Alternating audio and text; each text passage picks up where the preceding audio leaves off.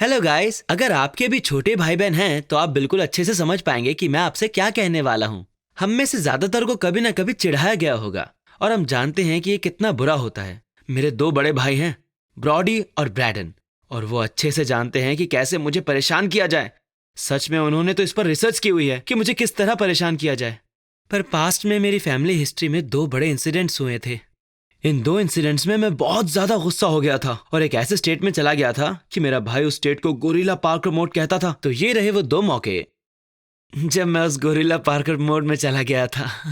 तो सबसे पहले हम चर्च में पाइनवुड डर्बी की तैयारी कर रहे थे। अगर आप नहीं जानते कि ये क्या होता है तो मैं आपको बता दूं कि ये कब स्काउट्स के लिए कार रेस का एक इवेंट होता है जो लकड़ी से बने होते हैं। मेरे डैड उस पाइनवुड डर्बी के इंचार्ज थे, इसलिए मैं और मेरी फैमिली पहले से वहां रहा करते थे। हमारे वहां पहुंचने के कुछ देर बाद में ब्रेडन बोर होने लगा और चर्च में घूमने लगा। तभी ब्रेडन को एक रूम डिवाइडर का टूटा हुआ एक प्लास्टिक पीस मिला। उसने उसे उठाया और उसे हवा में लहराने लगा और मैं ये देखकर चौंक गया। वो तो अब मुझे पूरा यकीन है कि आप बच्चे इस यूनिवर्सल प्रिंसिपल से वाकिफ होंगे कि उनके आसपास हजारों चीजें हो सकती है जिससे उनको कोई मतलब नहीं होता, लेकिन अगर कोई और उनको यूज करना शुरू कर दे तो उनके दिमाग में बस एक ही बात चलती है, मुझे भी वो चाहिए, और फिर वो उस चीज को मांग लेते हैं। और इस वक्त यही चीज मेरे दिमाग में भी चल रही थी। ब्रेडन, मुझे भी ये चीज दिखाओ ना। अबे अंदर दिख तो रहा है तुझे, देख ध्यान से देख देख।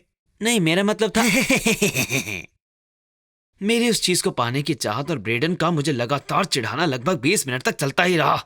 मेरे अंदर बहुत भयानक गुस्सा पैदा हो रहा था और ये सब हो रहा था उस बेकार से प्लास्टिक पीस के लिए जिसका शायद मेरे लिए कोई मतलब ही नहीं था।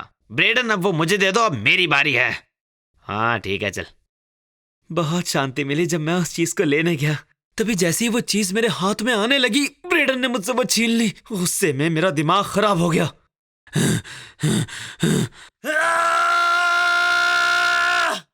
मैं पहली बार उस मोड में गया जिसे कहते हैं गोरिल्ला पार्कर मोड।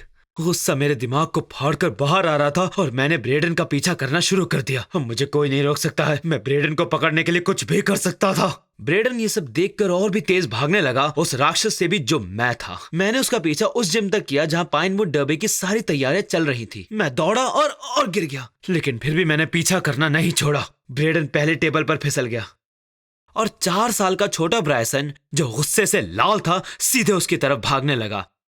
मैं अब आगे बढ़ रहा था और ब्रेडन को अपनी जान खतरे में लग रही थी। मैं ब्रेडन के और नजदीक पहुंच गया। वो दरवाजे के पास रखे उस टेबल की तरफ भागा और खुद को बचाने लगा। वो फिर से गिर गया और मैंने अपनी आखिरी कोशिश की ताकि मैं उस टेबल तक पहुंच पाऊं, लेकिन मेरा पैर फिसला और मैं उस कारपेट पर गिर गया। लेकिन मैंने अभी भी हार नहीं मानी थी। मैं उस दरवाजे से गोली की रफ्तार से बाहर गया और लगभग 10 फीट की छलांग लगाई। 5 4 3 2 1। पर इस मोमेंट तक पहुंचते पहुंचते मैं बहुत ज्यादा थक गया था। मेरा गोरिल्ला पार्कर मोड अब खत्म हो गया था और ब्रेडन की लाइफ अब खतरे से बाहर थी। मैं थक के जमीन पर गिर चुका था, लेकिन मैं फाइनली जीत ही गया। ये तो होना ही था। ओके, तो अब बारी थी दूसरी बार गोरिल्ला पार्कर मोड में जाने की। इस बार मैंने अपना निशाना अपने भाई ब्रॉडी को बनाया। मैं और वो एक प्लेग्राउंड पर टैग खेल रहे थे। क्योंकि ब्रॉडी मुझसे बहुत बड़ा था, खैर वो तो अभी भी है, वो लगभग मुझे हर बार हराने में कामयाब रहता था। कुछ वक्त के बाद मैं फाइनली उसे टैग कर पाया। पकड़ लिया ना बच्चू? नहीं, तूने वो मैजिकल वर्ड कहाँ बोला? कौन सा मैजिक वर्ड? उसके लिए तुम्हें मुझे फिर से पकड़ना होगा। मुझे पूरा यकीन है कि ऐसा लगभग 20 मिनट तक चलता रहा होगा। मैं उसे टैग करता और वो फिर से मैजिक वर्ड ऐड कर देता। इस टाइम तक ब्रॉडी स्टेयर्स तक भागता और इंतजार करता। फिर जब मैं ऊपर जाता तो वो स्लाइड से नीचे आ जाता और फिर मेरा इंतजार करता। और फिर जब मैं स्लाइड से नीचे आता तो वो फिर से स्टेयर्स से ऊपर चला जाता। ऐसा कुछ और देर तक चलता ही रहा और मेरा गुस्सा बढ़ता ही जा रहा था। मेरे अंदर का शैतान बस जागने ही वाला था। उस समय जो मैजिक वर्ड्स थे वो थे पूप, बट और फाट। जैसा कि आप देख ही सकते हैं कि ब्रॉडी अपने मैजिक वर्ड्स को लेके कितना क्रिएटिव है ना? मैं फिर से प्लेग्राउंड के टॉप पर गया बस ब्रॉडी को टैग करने के लिए, लेकिन इस बार मुझे कोई नहीं रोक सकता था। मैं एक बार फिर से अपने गोरिल्ला पार्कर मोड में आ गया था।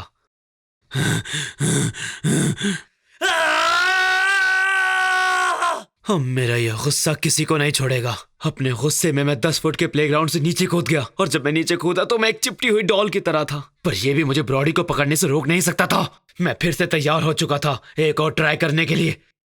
मैं नीचे गिरा और वो बहुत ही मजेदार था ब्रॉडी के लिए। वो पागलों की तरह हंस रहा था। लेकिन अब ब्रॉडी को चेस करने की जरूरत नहीं थी क्योंकि वो पहले से ही ग्राउंड पर था। तो मैं उसकी तरफ गया और उसे टैग किया।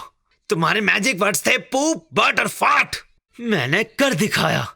मैंने उसे आखिरकार टैग कर ही दिया, पर तभी 2 मिनट के बाद मैं पकड़ा गया।